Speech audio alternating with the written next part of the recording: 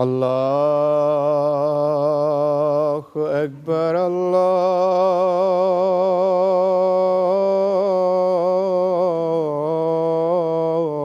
الله أكبر الله أكبر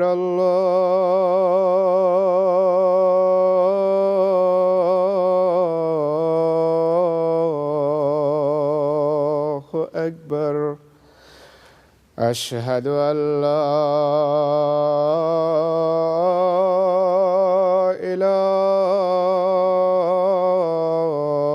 إله إلا الله أشهد أن لا إله إلا الله أشهد أن محمدا رسول الله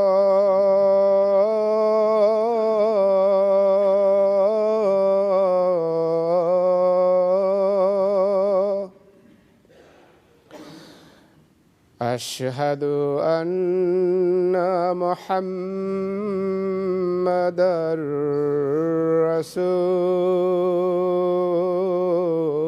رسول الله حي على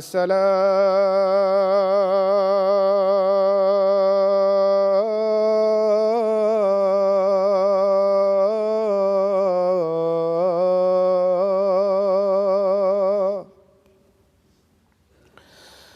حي على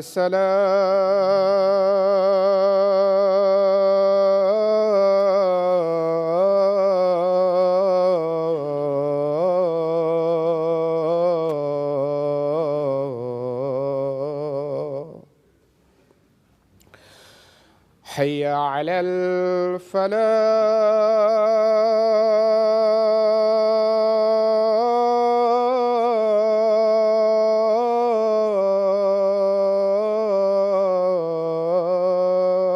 الفلاح حي على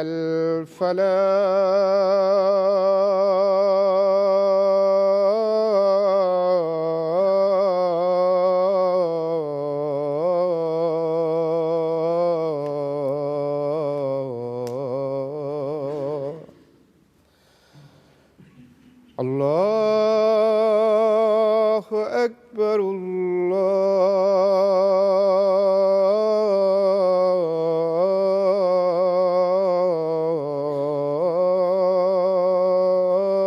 الله أكبر لا إله إلا الله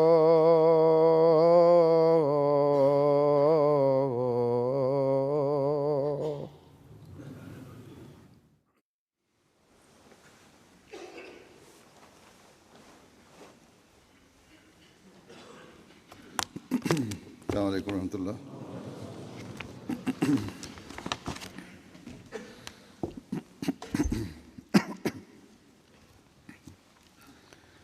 أشهد أن لا إله إلا الله وحده لا شريك له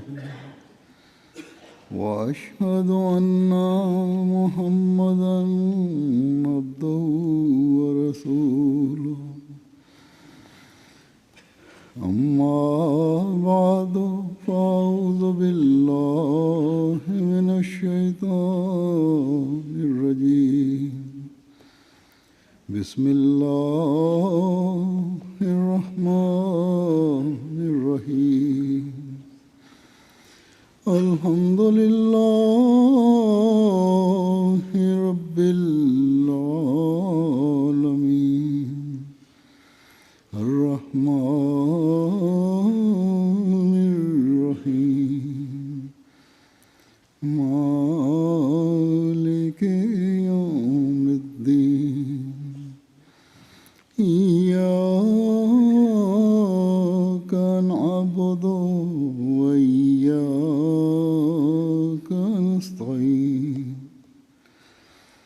اهدنا الصراط المستقيم صراط الذين أنعمت عليهم غير المغضوب عليهم ولا الضالين.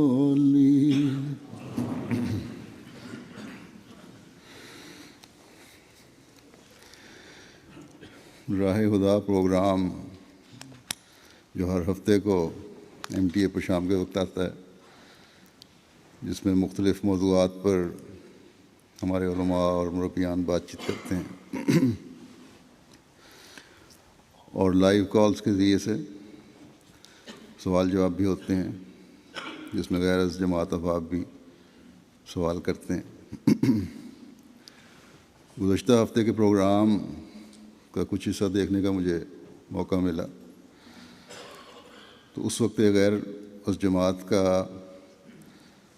سوال پیش ہو رہا تھا یا وہ کال کر رہا تھا۔ حضرت مسیح موعود علیہ السلام کے ایک الہام کے حوالے سے یہ سوال وہ کر رہے تھے، بلکہ ایک رنگ میں اعتراض ہی تھا۔ تمہید بھی اس طرح باندھی کہ قرآن کریم کا خدا تعالیٰ کا کلام ہے، بعض احادیث ہیں، پھر اس طرح بزرگوں کا کلام ہے۔ ان سب کو جب ہم دیکھتے ہیں تو ان میں آپس میں ربط نظر آتا ہے، لیکن یہ الہام پیش کرنے کے بعد وہ کہتے ہیں اس میں ربط نہیں یا ہمیں سمجھ نہیں آئی۔ بہرحال ایک اعتراض کا رنگ تھا، اور اگر ان کی نیت نہیں بھی تھی اعتراض کی تو سوال کی ٹون ایسی تھی کہ لگتا تھا کہ اعتراض ہے۔ الہام یہ تھا کہ 10 دن کے بعد میں موج دکھاتا ہوں، الا ان نصر اللہ قریب فی شائل مقیاس، دین پھر انگریزی کا حصہ آگے، then will you go to Amritsar. اس کا جواب تو اپنے انداز میں مختصراً جواب دینے والوں نے دیا، لیکن میں سمجھتا ہوں کہ اس کی تفصیل جو حضرت مسیح موعود علیہ السلام کے الفاظ میں ہے وہ بتانی ضروری ہے، کیونکہ شاید بعض دوسرے معترضین بھی اور کم علم بھی یا کم علم رکھنے والے نوجوان ہمارے سوال کرنے والے کے انداز سے متاثر نہ ہوں یا پھر تفصیل چاہتے ہوں، اور اس طرح کے سوال بھی غیر جماعت افراد جو ہیں کرتے رہتے ہیں راہ ہدا پروگرام میں، جس کا بعض دفعہ اسی وقت علماء جواب دے دیتے ہیں، بعض دفعہ اگر تفصیل چاہتا ہو جواب تو اگلے پروگرام میں دیا جاتا ہے۔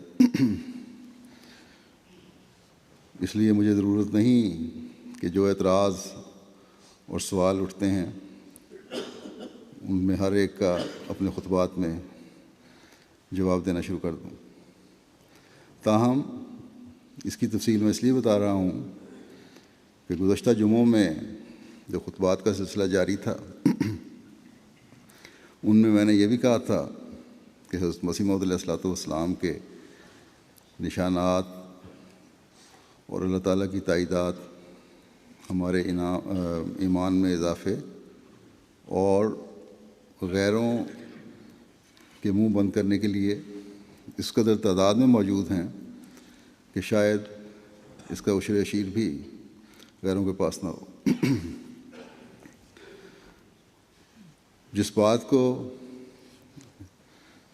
یا الہام کو ان صاحب نے ہنسی کا نشانہ بنانے کی کوشش کی ہے، یہ بات حضرت مسیح موعود علیہ السلام نے براہین احمدیہ میں اپنے نشان کے طور پر پیش فرمائی ہے۔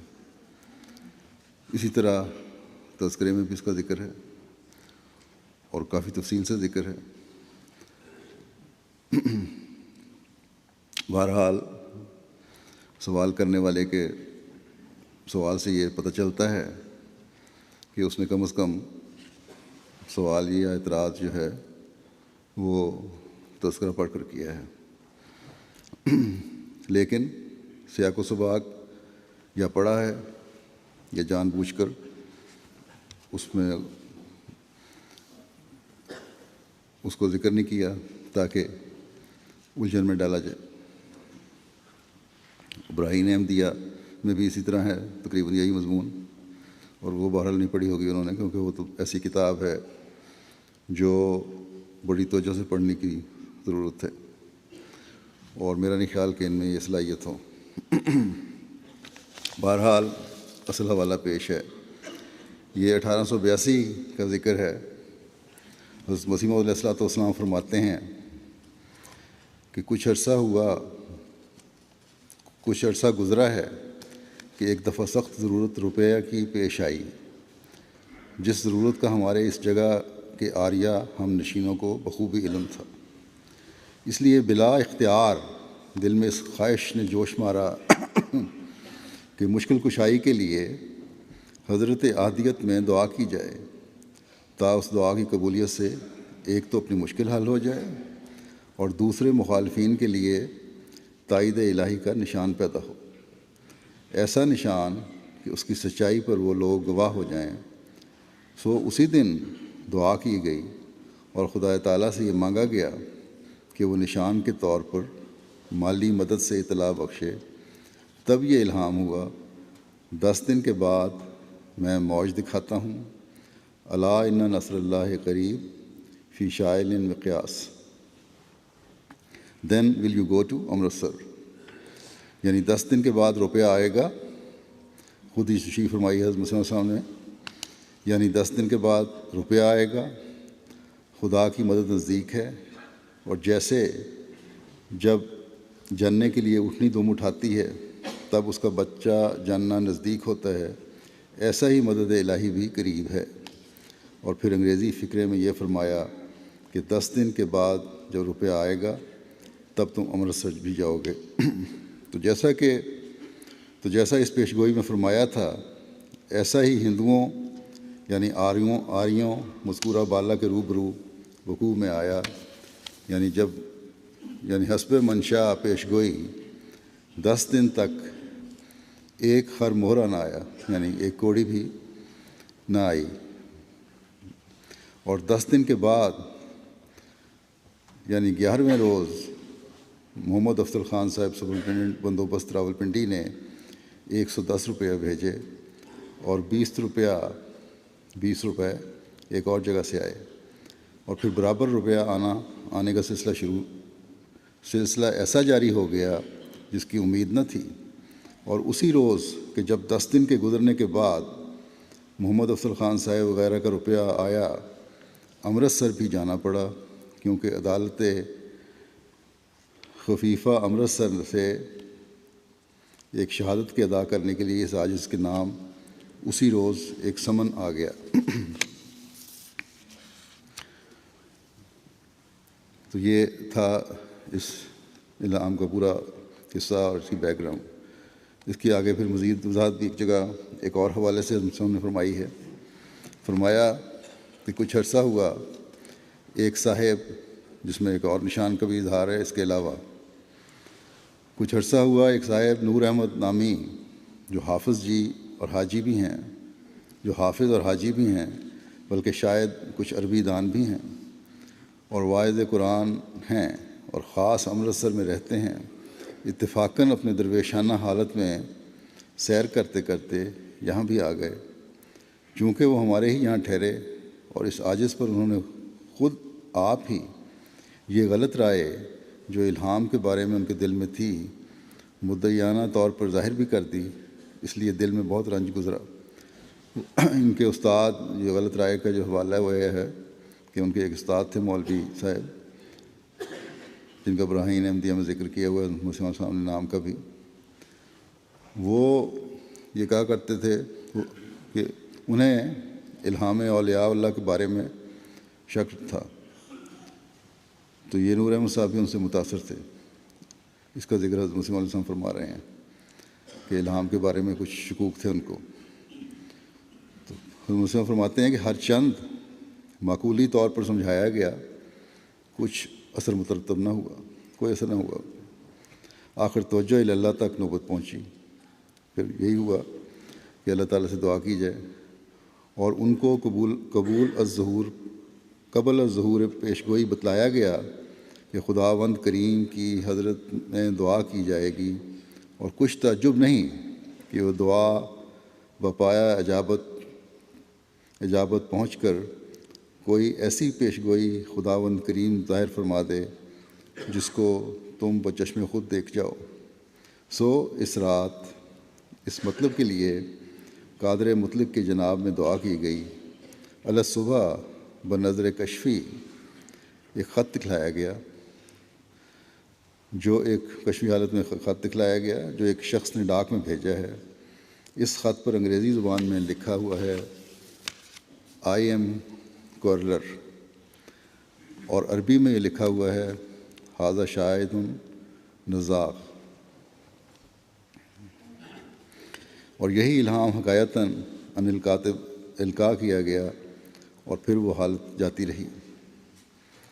چونکہ یہ خاکسار انگریزی زبان سے کچھ واقفیت نہیں رکھتا، اس جہت سے پہلے صبح میاں نور احمد صاحب کو اس کشف اور الہام کی اطلاع دے کر، یعنی وہی شخص جن کو کچھ شکوک تھے کہ اولیاء اللہ کے الہامات جو ہیں یہی باتیں ہیں، کہتے ہیں ان کو کشف اور الہام کی اطلاع دے کر اور اس آنے والے خط سے مطلع کر کے پھر اسی وقت ایک انگریزی خان سے اس انگریزی فقرے کے معنی دریافت کیے گئے.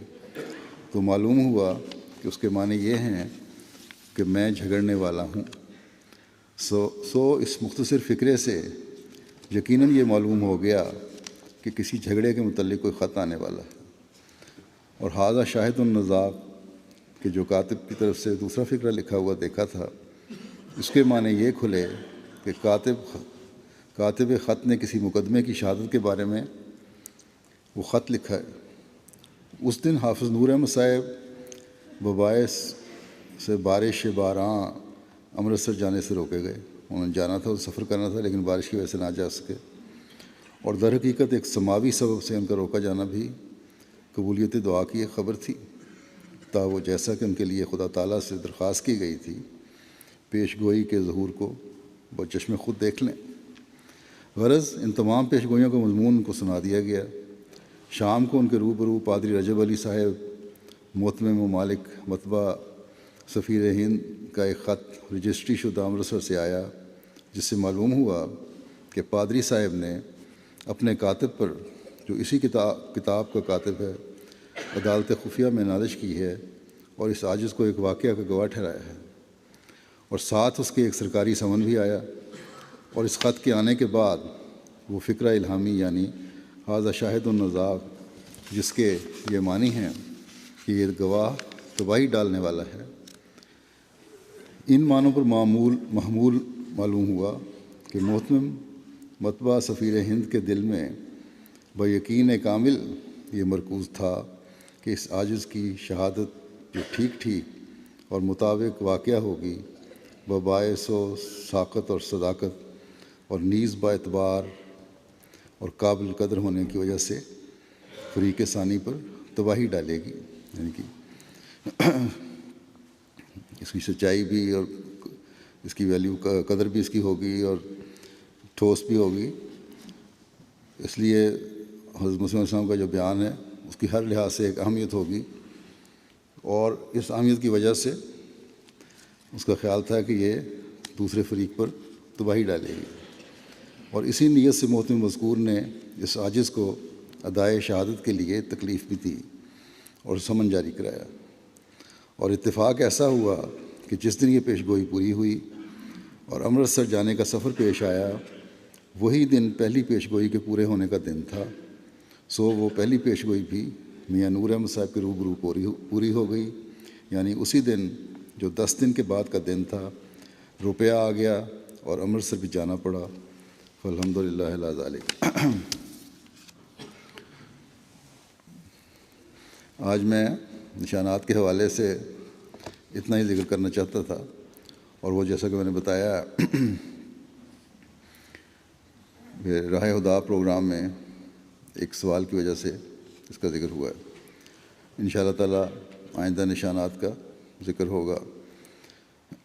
اس کے بعد میں حضرت مسیح علیہ الصلوۃ والسلام کی اپنی جماعت کی عملی حالت کے بارے میں فکر کے حوالے سے آپ علیہ السلام کے بعض حوالے پیش کروں گا.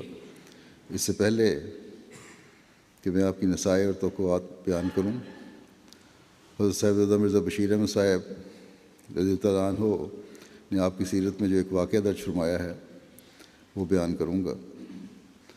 اللہ تعالیٰ کا جماعت احمدیہ پر یہ بھی فضل اور احسان ہے کہ جب خلیفہ وقت کی کسی مضمون کی طرف توجہ ہوتی ہے تو اگر اصلاحی پہلو ہے تو جماعت کا بڑا حصہ اصلاح کی طرف متوجہ ہو جاتا ہے، اور اس کے اندازہ مجھے خطوط سے بھی ہو رہا ہے. اور پھر بعض مددگار جو اللہ تعالیٰ نے خلافت کو عطا فرمائے ہوئے ہیں وہ بھی بعض حوالے نکال کے بھیج دیتے ہیں اپنی یادداشت کے مطابق، چاہے حوالے ہی پہلے پڑھے ہوں لیکن نظر سے اوجھل ہو جاتے ہیں. تو سیرت کا حوالہ جو ہے جو بھی میں پڑھوں گا، جس میں حضرت مسیح موعود علیہ الصلوۃ والسلام نے اپنی فکر کا اظہار فرمایا ہے، یہ بھی ہمارے ایک مربی صاحب نے مجھے بھیجا ہے کہ آپ عملی اصلاح کی اہمیت کے بارے میں بتا رہے ہیں خطبات میں. تو ایک حوالہ حضرت مسیح علیہ الصلوۃ والسلام کا بھی پیش ہے جو اس کے فکر کا اظہار کرتا ہے. اللہ تعالیٰ ان کو بھی جزا دے. یہ حوالہ یوں ہے جو سیرت میں بیان کیا گیا ہے حضرت میاں بشیر احمد صاحب کا، کہ بیان کیا مجھ سے مولوی سید محمد سرور شاہ صاحب نے کہ ایک دفعہ کسی کام کے متعلق میر صاحب یعنی میر ناصر نواب صاحب کے ساتھ مولوی محمد علی صاحب کا اختلاف ہو گیا. میر صاحب نے ناراض ہو کر اندر حضرت صاحب کو جا اطلاع دی کہ اس طرح اختلاف ہو گیا، غصے کا اظہار کیا. مولوی محمد علی صاحب کو اس کی اطلاع ہوئی تو انہوں نے حضرت صاحب یعنی حضرت مسیح علیہ الصلوۃ والسلام سے عرض کیا کہ ہم لوگ یہاں حضور کی خاطر آئے کہ تا حضور کی خدمت میں رہ کر کوئی خدمت دین کا موقع مل سکے، لیکن اگر حضور تک ہماری شکایتیں اس طرح پہنچیں گی تو حضور بھی انسان ہیں، ممکن ہے کہ کسی وقت حضور کے دل میں ہماری طرف سے کوئی بات پیدا ہو، تو اس صورت میں ہمیں بجائے قادیان آنے کا فائدہ ہونے کے الٹا نقصان ہو جائے گا. حضرت صاحب نے فرمایا کہ میر صاحب نے مجھ سے کچھ کہا تو تھا، مگر میں اس وقت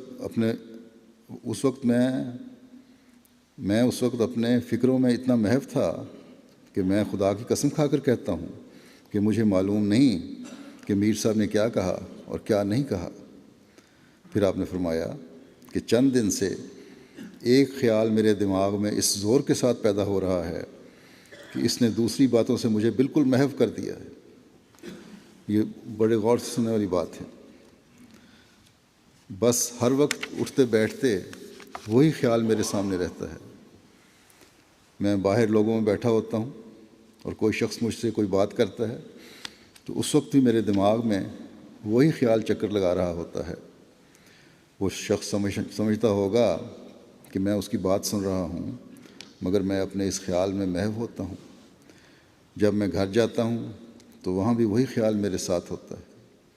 غرض ان دنوں یہ خیال اس زور کے ساتھ میرے دماغ پر غلبہ پائے ہوئے ہے کہ کسی اور خیال کی گنجائش نہیں رہی.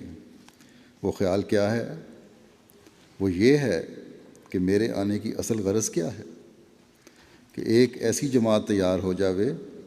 میرے آنے کی اصل غرض یہ ہے کہ ایک ایسی جماعت تیار ہو جاوے جو سچی مومن ہو اور خدا پر حقیقی ایمان لائے اور اس کے ساتھ حقیقی تعلق رکھے اور اسلام کو اپنا شعار بنائے اور حضرت صلی اللہ علیہ وسلم کے اسوہ حسنہ پر کاربند ہو اور اصلاح و تقوی کے راستے پر چلے اور اخلاق کا اعلیٰ نمونہ قائم کرے، تا پھر ایسی جماعت کے ذریعے دنیا ہدایت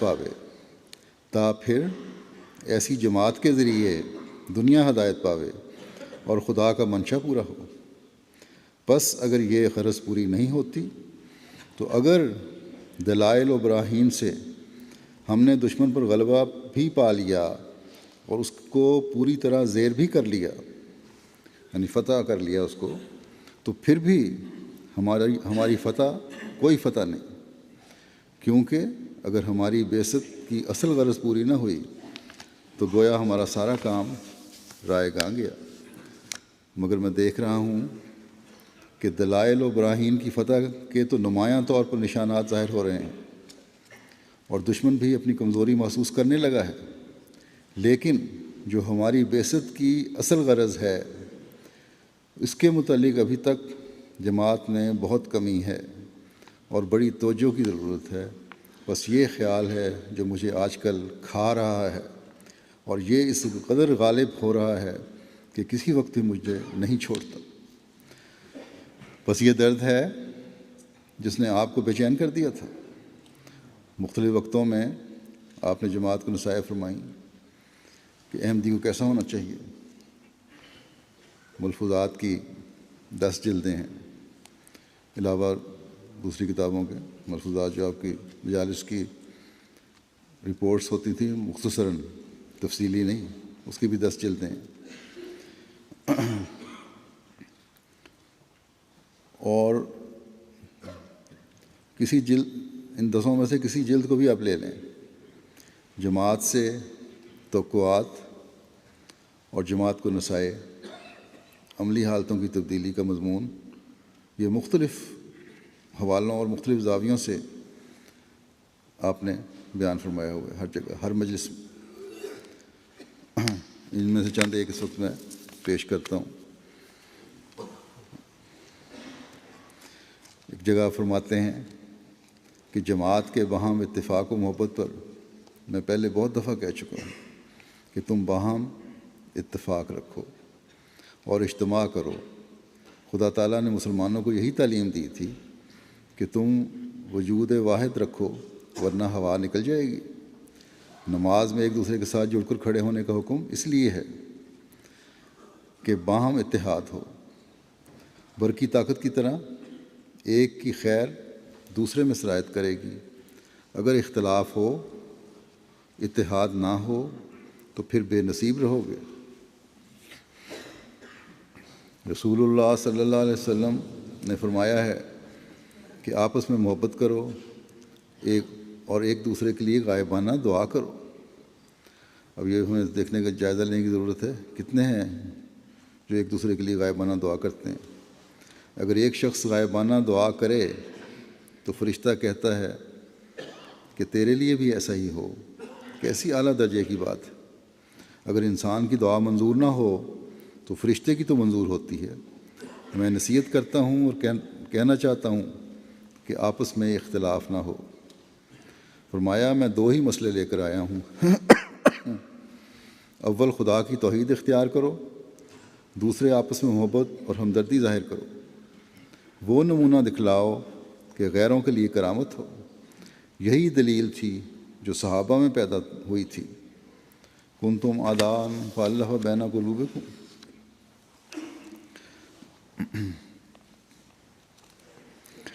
یاد رکھو تالیف ایک اعجاز ہے۔ یاد رکھو جب تک تم میں ہر ایک ایسا نہ ہو کہ جو اپنے لیے پسند کرتا ہے وہی اپنے بھائی کے لیے پسند کرے، وہ میری جماعت میں سے نہیں ہے۔ وہ مصیبت اور بلا میں ہے، اس کا انجام اچھا نہیں۔ پھر آپ فرماتے ہیں یاد رکھو بغض کا جدا ہونا مہدی کی علامت ہے، اور کیا وہ علامت پوری نہ ہوگی؟ وہ ضرور ہوگی۔ تم کیوں صبر نہیں کرتے؟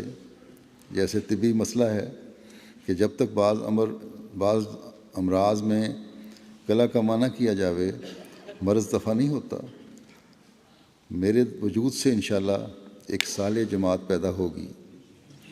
باہمی عداوت کا سبب کیا ہے؟ بخل ہے، رعونت ہے، خود پسندی ہے اور جذبات ہیں۔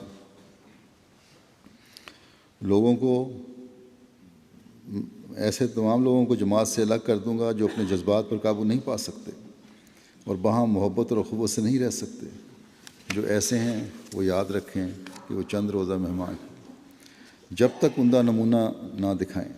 میں کسی کے سبب سے اپنے اوپر اعتراض لینا نہیں چاہتا۔ ایسا شخص جو میری جماعت میں ہو کر میرے منشا کے موافق نہ ہو وہ خشک ٹہنی ہے، اس کو اگر باغبان کاٹے نہیں تو کیا کرے؟ خشک ٹہنی دوسری سبز شاخ کے ساتھ رہ کر پانی تو چوستی ہے مگر وہ اس کو سرسبز نہیں کر سکتا، بلکہ وہ شاخ دوسرے کو بھی لے بیٹھتی ہے۔ بس ڈرو میرے ساتھ وہ نہ رہے گا جو اپنا علاج نہ کرے۔ یہ حوالہ ہم پہلے بھی کئی دفعہ سنتے ہیں، پڑھتے ہیں، لیکن اس حوالے کے ساتھ ملا کر دیکھیں جس میں آپ نے درد کا اظہار کیا کہ کئی دن سے مجھے اور کسی چیز کا ہوش ہی نہیں سوائے اس بات کے کہ عملی اصلاح ہو جائے جماعت کی، تو پھر ایک خاص فکر پیدا ہوتی ہے۔ پھر آپ نے فرمایا کہ کس وقت کوئی آدمی سچا مومن کہلا سکتا ہے؟ فرمایا کہ میں کھول کر کہتا ہوں کہ جب تک ہر بات پر اللہ تعالیٰ مقدم نہ ہو جاوے اور دل پر نظر ڈال کر وہ نہ دیکھ سکے کہ یہ میرا ہی ہے، اس وقت تک کوئی سچا مومن نہیں کہلا سکتا۔ ایسا آدمی تو عرف عام کے طور پر مومن یا مسلمان ہے، جیسے چوڑے کو بھی مسلی یا مومن کہہ دیتے ہیں۔ مسلمان وہی ہے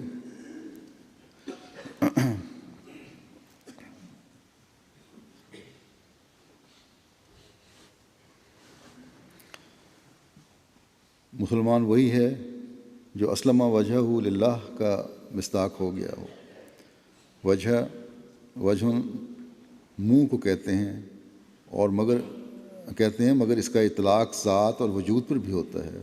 بس جس نے ساری طاقتیں اللہ کے حضور رکھتی ہوں وہ سچا مسلمان کہلانے کا مستحق ہے۔ مجھے یاد آیا کہ ایک مسلمان نے کسی یہودی کو دعوت اسلام کی تو مسلمان ہو جا۔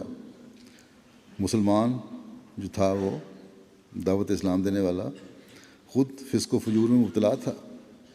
یہودی نے اس فاسق مسلمان کو کہا کہ تو پہلے اپنے آپ کو دیکھ اور تو اس بات پر مغرور نہ ہو کہ تو مسلمان کہلاتا ہے۔ خدا تعالیٰ اسلام کا مفہوم چاہتا ہے، نہ نام اور لفظ۔ پھر آپ فرماتے ہیں کہ یاد رکھو کہ صرف لفاظی اور لسانی کام نہیں آ سکتی جب تک کہ عمل نہ ہو۔ محض باتیں عند اللہ کچھ بھی وقت نہیں رکھتی، چنانچہ خدا تعالیٰ نے فرمایا ہے کبر مقتن عند اللہ ان تقولوا ما لا تفعلون۔ پھر اس بات پر فرمایا کہ اگر تم اسلام کی خدمت کرنا چاہتے ہو تو پہلے خود تقوی اور طہارت اختیار کرو۔ فرماتے ہیں کہ صابروا و رابطوا، قرآن کریم میں آل عمران کی آیت ہے۔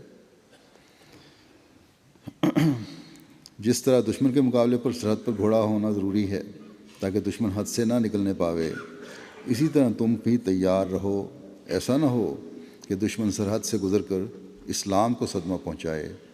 میں پہلے بھی بیان کر چکا ہوں کہ اگر تم اسلام کی حمایت اور خدمت کرنا چاہتے ہو تو پہلے خود تقوی اور طہارت اختیار کرو، جس سے خود تم خدا تعالیٰ کی پناہ کے حسن حسین میں آ سکو، اور پھر تم اس خدمت کا شرف اور استحقاق حاصل ہو۔ تم دیکھتے ہو کہ مسلمانوں کی بیرونی طاقت کیسی کمزور ہو گئی ہے۔ قومیں ان کو نفرت اور حقارت کی نظر سے دیکھتی ہیں، اور آج جب ہم دیکھتے ہیں تو یہ تو پہلے سے بھی بڑھ کر حالت ہی ہے۔ فرمایا کہ اگر تمہاری اندرونی اور قلبی طاقت بھی کمزور اور پست ہو گئی تو بس پھر تو خاتمہ ہی سمجھو۔ تم اپنے نفسوں کو ایسے پاک کرو کہ قدسی قوت ان میں سرایت کرے اور وہ سرحد کے گھوڑوں کی طرح مضبوط اور محافظ ہو جائیں۔ اللہ تعالیٰ کا فضل ہمیشہ متقیوں اور راست بازوں ہی کے شامل حال ہوا کرتا ہے۔ اپنے اخلاق اور اطوار ایسے نہ بناؤ جن سے اسلام کو داغ لگ جاوے۔ بدکاروں اور اسلام کی تعلیم پر عمل نہ کرنے والے مسلمانوں سے اسلام کو داغ لگتا ہے۔ کوئی مسلمان شراب پی لیتا ہے تو کہیں قے کرتا پھرتا ہے، پگڑی گلے میں ہوتی ہے، موریوں اور گندی نالیوں میں گرتا پھرتا ہے، پولیس کے جوتے پڑتے ہیں، ہندو اور عیسائی اس پر ہنستے ہیں۔ اس کا ایسا خلاف شرع فعل اس کی ہی تضحیق کا موجب نہیں ہوتا، بلکہ در پردہ اس کا اثر نفس اسلام تک پہنچتا ہے۔ مجھے ایسی خبریں یا جیل خانوں کی رپورٹیں پڑھ کر سخت رنج ہوتا ہے جب میں دیکھتا ہوں کہ اس قدر مسلمان بدعملیوں کی وجہ سے مورد عطاب ہوئے، دل بے قرار ہو جاتا ہے کہ یہ لوگ جو صراط مستقیم رکھتے ہیں اپنی بد اعتدالیوں سے صرف اپنے آپ کو نقصان نہیں پہنچاتے بلکہ اسلام پر ہنسی کراتے ہیں۔ میری غرض اس سے یہ ہے کہ مسلمان لوگ مسلمان کہلا کر ان ممنوعات اور مناہیات میں مبتلا ہوتے ہیں جو نہ صرف ان کو بلکہ اسلام کو مشکوک کر دیتے ہیں۔ پس اپنے چال چلن اور اطوار ایسے بنا لو کہ کفار کو تم پر جو دراصل اسلام پر ہوتی ہے نکتہ چینی کرنے کا موقع نہ ملے۔ آج کل جو اعتراضات ہو رہے ہیں یہی ہو رہے ہیں کہ قرآن کریم کی اگر تعلیم یہی ہے تو مسلمانوں کے عمل اس کے مطابق کیوں نہیں؟ جہاں جاؤ یہی سوال اٹھتا ہے اور یہی اعتراض ہوتا ہے۔ بس آج کل جماعت احمدیہ ہی ہے جس نے اپنی حالتوں کو بدل کر ان اعتراضوں کو دھونا ہے۔ اس کے لیے ہمیں بھرپور کوشش کرنی چاہیے۔ پھر آپ فرماتے ہیں شکر کے بارے میں کہ شکر اگر کرنا ہے تو تقویٰ اور طہارت کو اختیار کرنا ہوگا۔ فرمایا کہ تمہارا اصل شکر تقویٰ اور طہارت ہی ہے۔ مسلمان کو پوچھنے پر الحمدللہ کہہ دینا سچا سپاس اور شکر نہیں ہے۔ یہ کوئی شکر گزاری نہیں۔ کوئی پوچھے مسلمان ہو، الحمدللہ ہم مسلمان ہیں۔ اگر تم نے حقیقی سپاس گزاری یعنی طہارت اور تقویٰ کی راہیں اختیار کر لی تو میں تمہیں بشارت دیتا ہوں کہ تم سرحد پر کھڑے ہو، کوئی تم پر غالب نہیں آ سکتا۔ مجھے یاد ہے ایک ہندو سے رشتہ دار نے جس کا نام جگن ناتھ تھا اور جو ایک متعصب ہندو تھا، بتلایا کہ امرتسر یا کسی جگہ میں وہ رشتہ دار تھا جہاں ایک ہندو اہلکار درپردہ نماز پڑھا کرتا تھا۔ ہندو تھا، مسلمان ہو گیا لیکن ظاہر نہیں کیا اپنا، نمازیں نمازیں باقاعدہ پڑھتا تھا، بظاہر ہندو تھا۔ تو فرمایا کہ میں اور دیگر دوسرے سارے ہندو، وہ بتانے لگا جو رشتہ دار ہے، سرکاری افسر جو تھا، کہنے لگا کہ میں اور دیگر دوسرے سارے ہندو اسے بہت برا جانتے تھے اور ہم سب اہلکاروں نے مل کر ارادہ کر لیا کہ اس کو ضرور موقوف کرائیں، نوکری سے فارغ کروائیں۔ سب سے زیادہ شرارت میرے دل میں تھی۔ میں نے کئی بار شکایت کی کہ اس نے یہ غلطی کی ہے، اپنے افسروں کو شکایت کرتا تھا اور یہ خلاف ورزی کی ہے، مگر اس پر کوئی التفات نہ ہوتی تھی، افسران اس پر کوئی توجہ نہیں دیتے تھے۔ لیکن ہم نے ارادہ کر لیا ہوا تھا کہ اسے ضرور موقوف کرا دیں گے اور اپنے اس ارادے میں کامیاب ہونے کے لیے بہت سی نکتہ چینیاں بھی جمع کر لی تھیں، اور میں نے وقتاً فوقتاً ان نکتہ چینیوں کو صاحب بہادر کے روبرو پیش کر دیا کرتا تھا۔ ان نکتہ چینیوں کو صاحب بہادر کے روبرو پیش کر دیا کرتا تھا۔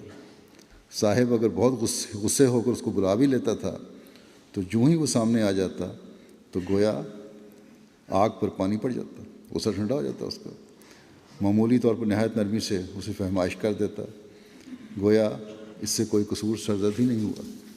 تو یہ ہے کہ تقویٰ ہو، اللہ تعالیٰ سے تعلق ہو تو پھر کوئی مشکل جو ہے کوئی نقصان نہیں پہنچا سکتی، کوئی کوشش نقصان نہیں پہنچا سکتی۔ پھر آپ فرماتے ہیں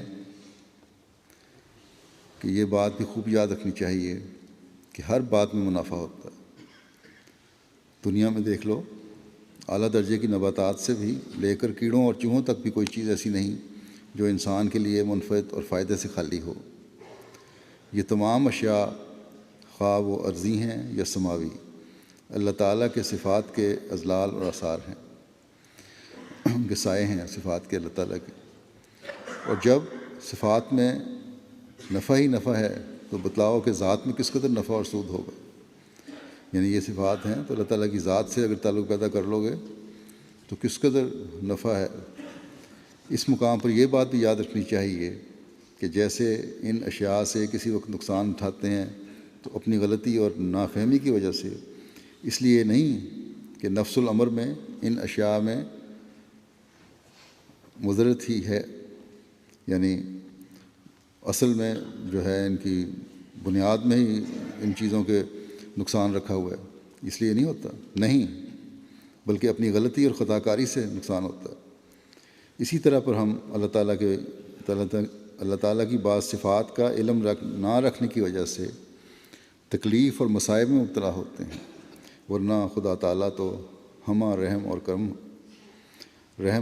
کرم ہے۔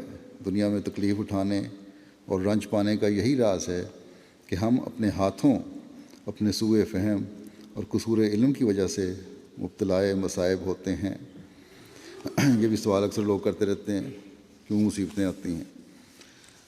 مصیبتیں آتی ہیں ہماری اپنی غلطیوں کی وجہ سے۔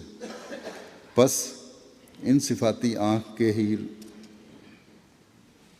روزن سے ہم اللہ تعالیٰ کو رحیم اور کریم اور حد سے زیادہ قیاس سے باہر نافع ہستی پاتے ہیں۔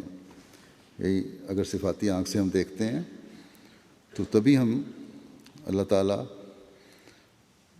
کریم اور رحیم نظر آتا ہے اور اس سے ہر فائدہ پہنچتا ہے، اور وہ نفسی نظر آتی ہے جسے فائدہ پہنچ سکتا ہے اور پہنچتا ہے۔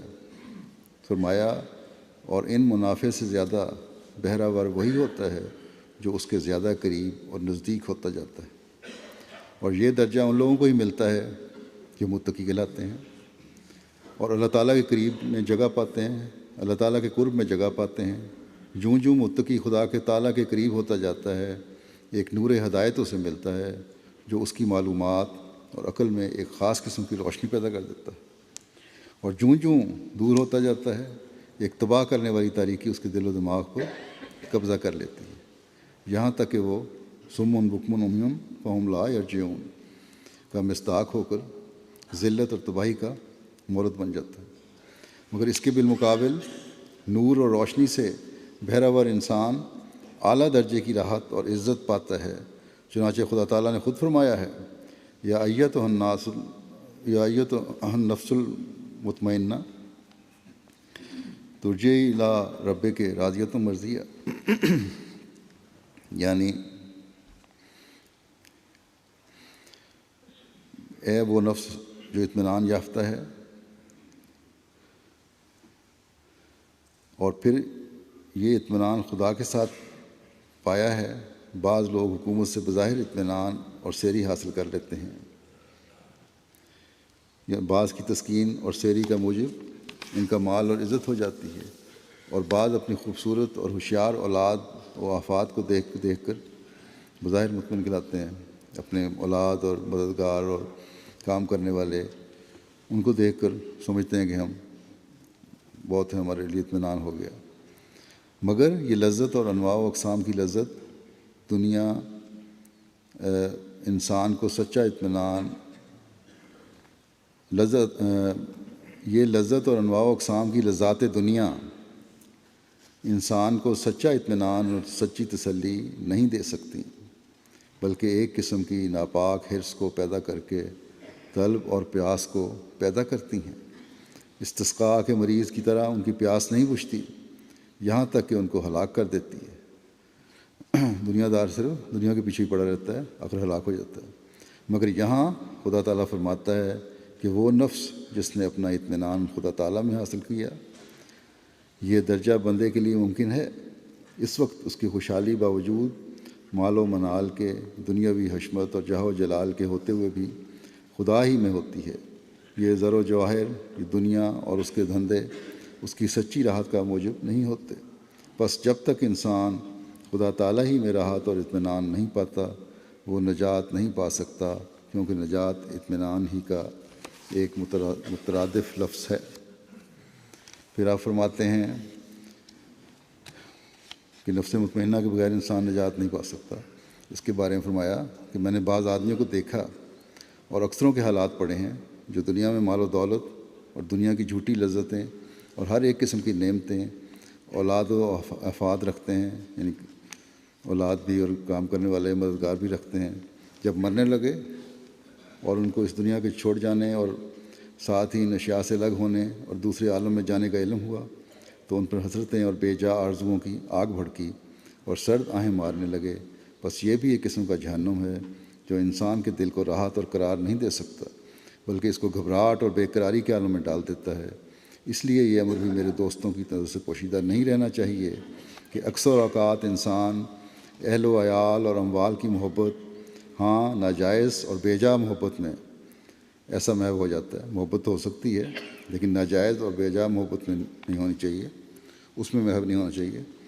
اور اکثر اوقات اسی محبت کے جوش اور نشے میں ایسے ناجائز کام کر گزرتا ہے جو اس میں اور خدا تعالیٰ میں ایک حجاب پیدا کر دیتے ہیں اور اس کے لیے ایک دوزخ تیار کر دیتے ہیں۔ اس کو اس بات کا علم نہیں ہوتا، جب وہ ان سب سے یکایک علیحدہ کیا جاتا ہے، اس گھڑی کی اسے خبر نہیں ہوتی، تب وہ ایک سخت بے چینی میں مبتلا ہو جاتا ہے۔ یہ بات بڑی آسانی سے سمجھ میں آ سکتی ہے کہ کسی چیز سے جب محبت ہو تو اس سے جدائی اور علیحدگی پر ایک رنج اور دردناک غم پیدا ہو جاتا ہے۔ یہ مسئلہ اب منقولی ہی نہیں بلکہ معقولی رنگ رکھتا ہے، جو اللہ تعالیٰ نے فرمایا کہ نار اللہ الموقدۃ التی تطلع علی الافئدہ، بس یہ وہی غیر اللہ کی محبت کی آگ ہے جو انسانی دل کو جلا کر راکھ کر دیتی ہے اور ایک حیرت ناک عذاب اور درد میں مبتلا کر دیتی ہے۔ میں پھر کہتا ہوں کہ بالکل سچی اور یقینی بات ہے کہ نفس مطمئنہ کے بدوں انسان نجات نہیں پا سکتا۔ پھر جماعت کو نصائح کرتے ہوئے فرماتے ہیں کہ اللہ تعالیٰ کسی کی پرواہ نہیں کرتا مگر صالح بندوں کی۔ آپس میں اخوت اور محبت کو پیدا کرو اور درندگی اور اختلاف کو چھوڑ دو۔ ہر ایک قسم کے ہزل اور تمسخر سے مطلقاً کنارہ کش ہو جاؤ، کیونکہ تمسخر انسان کے دل کو صداقت سے دور کر کے کہیں کا کہیں پہنچا دیتا ہے۔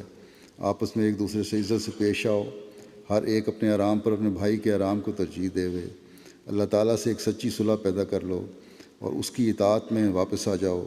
اللہ تعالیٰ کا غضب زمین پر نازل ہو رہا ہے اور اس سے بچنے والے وہی ہیں جو کامل طور پر اپنے سارے گناہوں سے توبہ کر کے اس کے حضور میں آتے ہیں۔ تم یاد رکھو کہ اگر اللہ تعالیٰ کے فرمان میں تم اپنے تئیں لگاؤ گے اور اس کے دین کی حمایت میں سائی ہو جاؤ گے تو خدا تمام رکاوٹوں کو دور کر دے گا اور تم کامیاب ہو جاؤ گے۔ کیا تم نے نہیں دیکھا کہ کسان عمدہ پودوں کی خاطر کھیت میں سے ناکارہ چیزوں کو اکھاڑ کر پھینک دیتا ہے اور اپنے کھیت کو خوشنما اور درختوں اور بار آور پودوں سے آراستہ کرتا اور ان کی حفاظت کرتا اور ہر ایک ضرر اور نقصان سے ان کو بچاتا ہے؟ مگر وہ درخت اور پودے جو پھل نہ لاویں اور گلنے اور خشک ہونے لگ جاویں، ان کی مالک پرواہ نہیں کرتا کہ کوئی مویشی آ کر ان کو کھا جاوے یا کوئی لکڑہارا ان کو کاٹ کر تنور میں ڈال دے وے۔ سو ایسا ہی تم بھی یاد رکھو، اگر تم اللہ تعالیٰ کے حضور میں صادق ٹھہرو گے تو کسی کی مخالفت تمہیں تکلیف نہ دے گی، پر اگر تم اپنی حالتوں کو درست نہ کرو اور اللہ تعالیٰ سے فرما برداری کا ایک سچا عہد نہ باندھو تو پھر اللہ تعالیٰ کو کسی کی پرواہ نہیں۔ ہزاروں بھیڑیں اور بکریاں روز ذبح ہوتی ہیں پر ان پر کوئی رحم نہیں کرتا، اور اگر ایک آدمی مارا جاوے تو کتنی باز پرس ہوتی ہے۔ سو اگر تم اپنے آپ کو درندوں کی مانند بیکار اور لاپرواہ بناؤ گے تو تمہارا بھی ایسا ہی حال ہوگا۔ چاہیے کہ تم خدا کے عزیزوں میں شامل ہو جاؤ تاکہ کسی وبا کو یا آفت کو تم پر ہاتھ ڈالنے کی ضرورت نہ ہو سکے، کیونکہ کوئی بات اللہ کی اجازت کے بغیر زمین پر نہیں ہو سکتی۔ ہر ایک آپس کے جھگڑے اور جوش اور عداوت کو درمیان سے اٹھا دو کہ اب وہ وقت ہے کہ تم ادنیٰ باتوں سے اعراض کر کے اہم اور عظیم الشان کاموں میں مصروف ہو جاؤ۔ فرمایا نرمی سے اس بات کی وصیت کے طور پر یاد رکھو کہ ہرگز تندی اور سختی سے کام نہ لینا، ہمیشہ نرمی سے سمجھاؤ اور جوش کو ہرگز کام میں نہ لاؤ۔ پھر آپ فرماتے ہیں کہ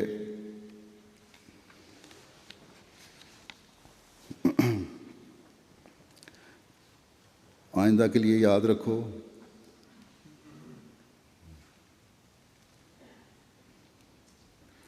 کہ حقوق اخوت کو ہرگز نہ چھوڑو ورنہ حقوق اللہ بھی نہ رہیں گے۔ پھر فرمایا مجھے یہی بتایا گیا ہے کہ ان اللہ لا یغیر ما بقوم حتی یغیروا ما بانفسہم، اللہ تعالیٰ کسی حالت میں قوم میں تبدیلی نہ کرے گا جب تک لوگ دلوں کی تبدیلی نہ کریں گے۔ ان باتوں کو سن کر یوں تو ہر شخص جواب دینے کو تیار ہو جاتا ہے کہ ہم نماز پڑھتے ہیں، استغفار بھی کرتے ہیں، پھر کیوں مصائب اور ابتلا آ جاتے ہیں؟ اصل بات یہ ہے کہ خدا تعالیٰ کی باتوں کو جو سمجھ لے وہی سعید ہوتا ہے۔ اللہ تعالیٰ کا منشا کچھ اور ہوتا ہے، سمجھا کچھ اور جاتا ہے اور پھر اپنی عقل اور عمل کے پیمانے سے اسے ماپا جاتا ہے، یہ ٹھیک نہیں۔ ہر چیز جب اپنے مقررہ وزن سے کم استعمال کی جاوے تو وہ فائدہ نہیں ہوتا جو اس میں رکھا گیا ہے۔ مثلا ایک دوائی جو تولہ کھانی چاہیے، اگر تولے کے بجائے ایک بوند استعمال کی جاوے تو اس سے کیا فائدہ ہوگا؟ اور اگر روٹی کی بجائے کوئی ایک دانہ کھا لے تو کیا وہ سحری کا باعث ہو سکے گا؟ اور پانی کے پیالے کے بجائے ایک قطرہ سیراب کر سکے گا؟ ہرگز نہیں۔ یہی حال اعمال کا ہے، جب تک وہ اپنے پیمانے پر نہ ہوں وہ اوپر نہیں جاتے ہیں۔ جب تک وہ اپنے پیمانے پر نہ ہوں وہ اوپر نہیں جاتے ہیں۔ یہ سنت اللہ ہے جس کو ہم بدل نہیں سکتے۔ فرمایا اپنے بھائی کی ہمدردی کرنا صدقات خیرات کی طرح ہی ہے، اور یہ حق العباد کا ہے جو فرض ہے۔ جیسے خدا تعالیٰ نے صوم و صلات اپنے لیے فرض کیا ہے، اسی طرح اس کو بھی فرض ٹھہرایا ہے کہ حقوق العباد کی حفاظت ہو۔ فرمایا جو شخص ہمدردی کو چھوڑتا ہے وہ دین کو چھوڑتا ہے۔ قرآن شریف فرماتا ہے کہ من قتل نفسا بغیر نفس او فساد، یعنی جو شخص کسی نفس کو بلا وجہ قتل کر دیتا ہے وہ گویا ساری دنیا کو قتل کرتا ہے۔ ایسا ہی میں کہتا ہوں کہ اگر کسی شخص نے اپنے بھائی کے ساتھ ہمدردی نہیں کی تو اس نے ساری دنیا کے ساتھ ہمدردی نہیں کی۔ زندگی سے اس قدر پیار نہ کرو کہ ایمان ہی جاتا رہے، حقوق اخوت کو کبھی نہ چھوڑو۔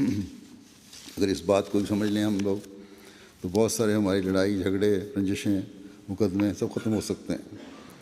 فرمایا یاد رکھو کہ سارے فضل ایمان کے ساتھ ہیں، ایمان کو مضبوط کرو۔ قطع حقوق معصیت ہے، جب حقوق کو کاٹو گے ختم کرو گے تو یہ گناہ ہے۔ فرمایا یہ جماعت جس کو خدا تعالیٰ نمونہ بنانا چاہتا ہے، اگر اس کا بھی یہی حال ہوا کہ ان میں اخوت اور ہمدردی نہ رہے ہو تو بڑی خرابی ہوگی۔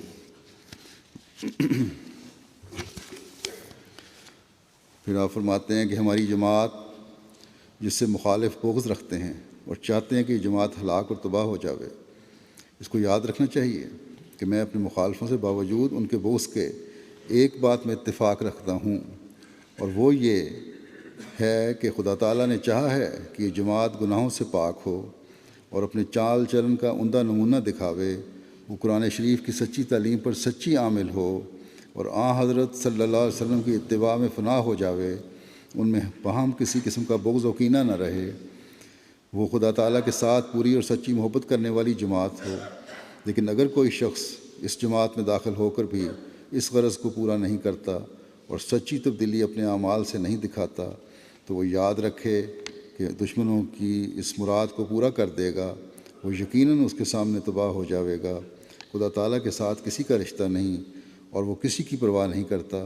وہ اولاد جو انبیاء کی اولاد کہلاتی تھی، یعنی بنی اسرائیل، جن میں کثرت سے نبی اور رسول آئے اور خدا تعالیٰ کے عظیم الشان فضلوں کے وارث اور حقدار ٹھہرائے گئے تھے، لیکن جب اس کی روحانی حالت بگڑی اور اس نے راہ مستقیم کو چھوڑ دیا، سرکشی اور فسق و فجور کو اختیار کیا، نتیجہ کیا ہوا؟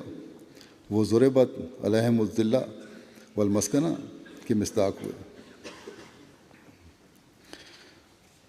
خدا تعالیٰ کا غضب ان پر ٹوٹ پڑا۔ یہ کس قدر عبرت کا مقام ہے۔ بنی اسرائیل کی حالت ہر وقت ایک مفید سبق ہے۔ اسی طرح یہ قوم جس کو خدا تعالیٰ نے اپنے ہاتھ سے بنایا ہے وہ قوم ہے کہ خدا تعالیٰ اس پر بڑے بڑے فضل کرے گا، لیکن اگر کوئی اس جماعت میں داخل ہو کر خدا تعالیٰ سے سچی محبت اور رسول اللہ صلی اللہ علیہ وسلم کی سچی اور کامل اتباع نہیں کرتا، وہ چھوٹا ہو یا بڑا کاٹ ڈالا جائے گا اور خدا تعالیٰ کے غضب کا نشانہ ہوگا۔ بس تمہیں چاہیے کہ کامل تبدیلی کرو اور جماعت کو بدنام کرنے والے نہ ٹھہرو۔ بس یہ وہ معیار ہے جو ہم نے سب نے حاصل کرنے کی کوشش کرنی ہے اور کرنی چاہیے۔ تقوی پر چلنا، اپنے اعمال کی اصلاح کرنا، اپنے ایمان کے معیار بلند کرنا، یہ باتیں کوئی معمولی باتیں نہیں ہیں۔ ہم نے زمانے کے امام کو ماننا ہے تو اس کی توقعات پر پورا اترنے کے لیے ہمیں پوری طرح صحیح کوشش کرنی چاہیے۔ ہر چھوٹی سے چھوٹی نیکی کو ہمیں انجام دینے کی کوشش کرنی چاہیے، اور ہر بدی سے ہمیں مکمل طور پر نفرت کا اظہار کرنا چاہیے۔ محبت، پیار اور اخوت کو بڑھانے کی ہمیں ضرورت ہے۔ ہمیں ایک دوسرے کا مددگار بننے کی ضرورت ہے، تبھی ہم اپنی بیعت کا حق ادا کرنے والے ہوں گے۔ اللہ تعالیٰ ہمیں اس کی توفیق عطا فرمائے۔ آج میں پھر یاد دہانی کے طور پر آپ کو اسلامی ممالک، خاص طور پر سیریا وغیرہ یا مصر جہاں فساد ہیں، شام خاص طور پر بہت زیادہ ظلم ہو رہے ہیں، وہاں ان کے لیے دعا کے لیے کہنا چاہتا ہوں۔ اسی طرح پاکستان کے احمدیوں کے لیے بھی، پاکستان میں احمدیوں پر بہت ظلم ہے اور ہر طرح سے ان کو عدم تحفظ کا احساس دلایا جا رہا ہے۔ اللہ تعالیٰ ان سب کو اپنی حفاظت میں رکھے، اور یہ لوگ جو فتنہ پرداز اور امن برباد کرنے والے ہیں، ان کو اللہ تعالیٰ اپنی پکڑ میں لے جلدی۔